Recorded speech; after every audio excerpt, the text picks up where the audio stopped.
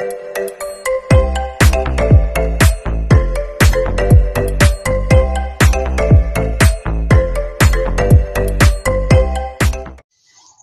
welcome everyone guys to our so cyber guide, the podcast that will help you to navigate the digital world safely.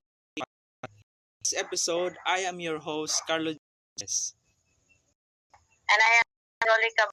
Today we're diving into the world of cyberspace and how we interact with it and what help stay online. With our amazing guests, that we recruited who are had an experience and an internet digital ethic as well Risi. Thanks. Me, I'm excited to be part of this conversation. So we have a question.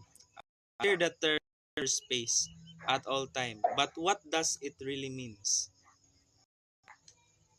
Good question, Carlo. Cyberspace refers to a way to the internet. It's where we interact with social media, do our shopping remotely, and it's not just this, but a network of connected platforms and services that shape how we live and communicate. Exactly. We are all constantly using cyberspace. But with all the benefits of being online, too, right, Ma'am Lucy? Can you tell us a bit about the biggest online danger to be aware of? Absolutely, Ms. Joanne.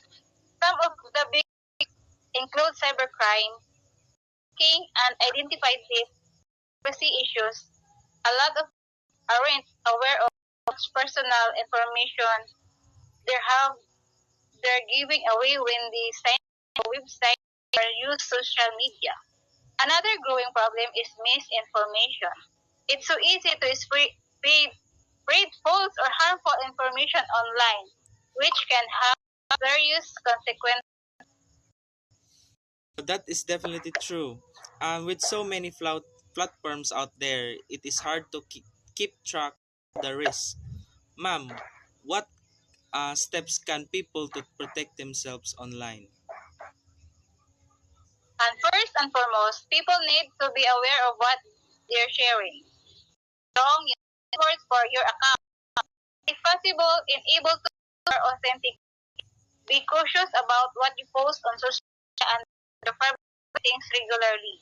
And always be skeptical of email things that seem to be phishing attempts trying to steal your data. So that's great tips, Ma'am Race. You mentioned misinformation earlier. Can you give us advice on how to recognize fake unreliable source online? Definitely, the key is to always check the source. If you're reading something online for credible sources and verify the information with multiple, don't rely on just one news site or social media, and be careful of emotional headlines that aim to trigger strong reaction. They might be trying to manipulate you to sharing or believing something without checking the facts. Great advice, Lizzie. It really comes down to critical thinking, being mindful about what you read and share. That's right. What do you think is the most important thing people should keep in mind when navigating cyberspace? I think it's all about balance. The internet is amazing tools. We also need to use it responsibly, informed, updated on privacy setting, and make sure all engage ethical behavior in line. It is not just about protecting yourselves; it contributing to a safe, more respectful environment for everyone. Cyberspace can be positive space for creative learning and connecting with others, but it requires everyone to be mindful on how we interact it. Well, that's all that time we have today's episode. Thank you, Ms. Risi, for sharing insights. It was a pleasure being here. Thanks for having me with nice conversation. Uh, Thank you to our listeners listeners for joining us today on Cyberspace Guide. Remember to subscribe so you do not miss a future episodes where we explore more ways to stay safe, smart, and ethical online.